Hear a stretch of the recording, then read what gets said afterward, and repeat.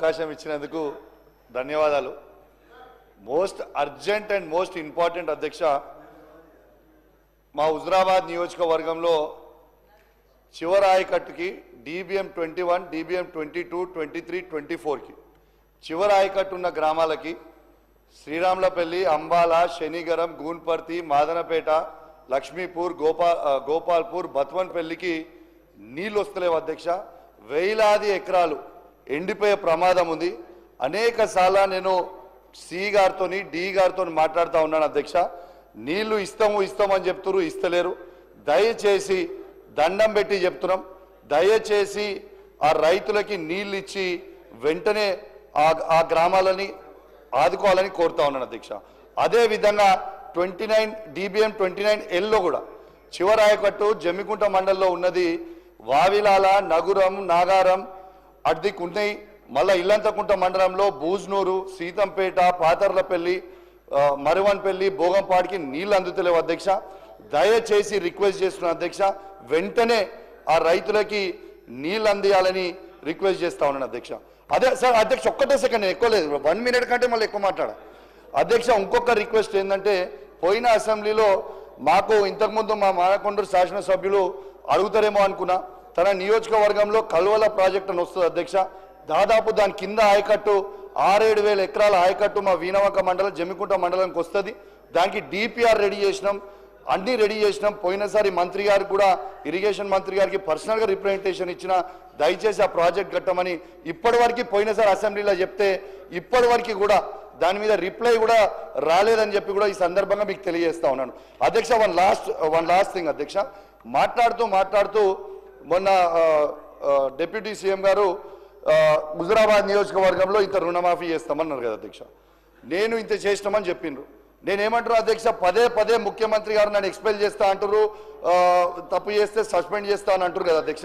నేను open offer ఇస్తున్నా అధ్యక్ష, 107 గ్రామ పంచాయతీలలో ఏ ఒక్క గ్రామ పంచాయతీలైనా హుజురాబాద్ నియోజకవర్గం 100% రుణమాఫీ అయితే నేను రాజీనామా చేసి నేనే వెళ్ళిపోతా అధ్యక్ష. ఇది గ్యారంటీగా చెప్తా ఉన్నాను. ఇంకోటి అధ్యక్ష, లాస్ట్ ఇంకోటి అధ్యక్ష, మొన్న స్టేషన్ గన్పూర్ నియోజకవర్గంలో ముఖ్యమంత్రి గారు 800 కోట్ల రూపాయలు ఇచ్చిర్రు.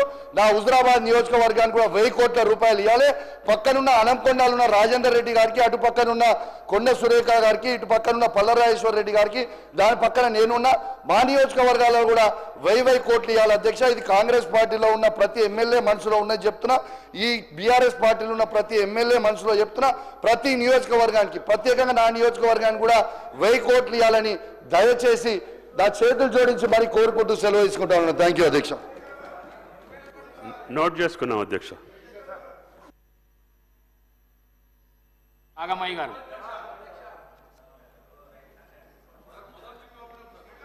దయచేసి నన్ను ఏలెత్తి అడగకండి. నేను కొత్తగా వారికి అవకాశం ఇస్తున్నా. వాళ్ళు మాట్లాడిన తర్వాత టైం ఉంటే మీకు ఇస్తాను. 11:15కు క్లోజ్ చేస్తున్నా.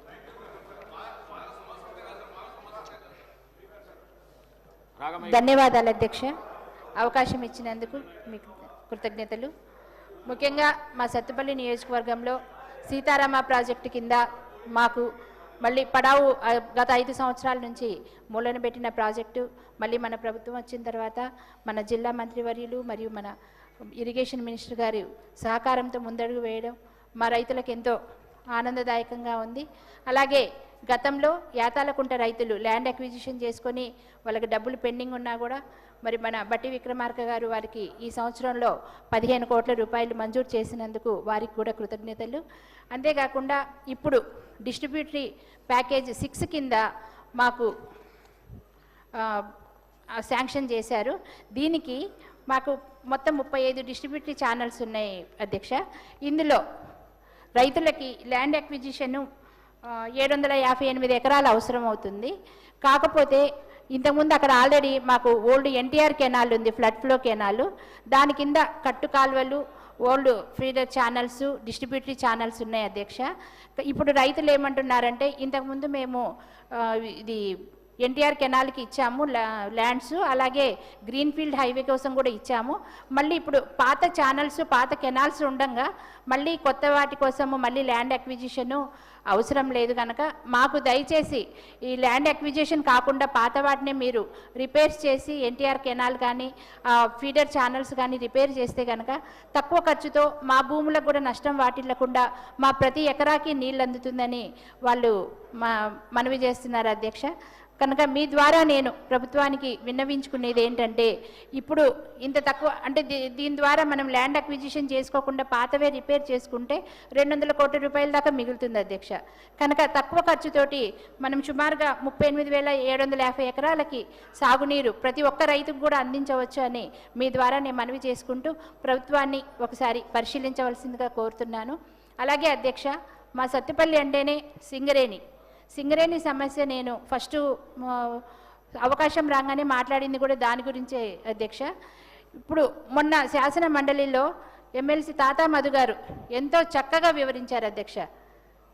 మన కాంగ్రెస్ ప్రభుత్వం ఏదో చేసినట్టు ఆయన అవాస్తవాలన్నీ చెప్పారు. సత్తుపల్లి ఇప్పుడు ఆఫ్ఘనిస్తాన్ లాగా మారింది, సత్తుపల్లి ప్రజల జీవితం దుర్భరం అయింది, ఇట్లా అక్కడ ప్రజలకి kidney infections, lung infections, cancers ఇట్లా అన్నీ ప్రబలిపోతున్నాయి. ఇదంతా సింగరేణి వల్లనే.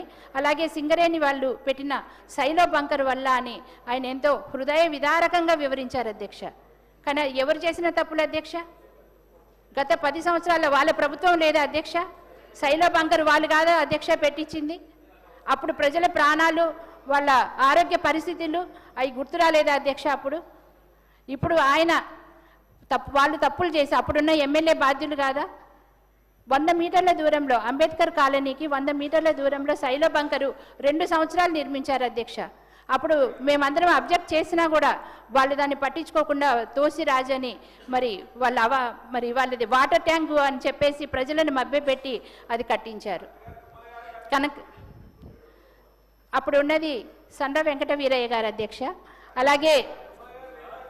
అలాగే ఇప్పుడు మరి ప్రజలు అక్కడ 35 రోజులు నిరసన దీక్షలు చేస్తుంటే వీళ్ళు ఏ తప్పు చేయకపోతే ఒక బీఆర్ఎస్ నాయకులు కానీ, మాజీ ఎమ్మెల్యే సండ్ర వెంకట వీరయ్య గారు కానీ, ఇప్పుడు మాట్లాడిన తాతా మధు గారు కానీ, మరి బీఆర్ఎస్కి చెందిన 2 రాజ్యసభ సభ్యులు కానీ ఎవ్వరు ఎందుకు వెళ్ళి పరామర్శించలేదు అధ్యక్ష?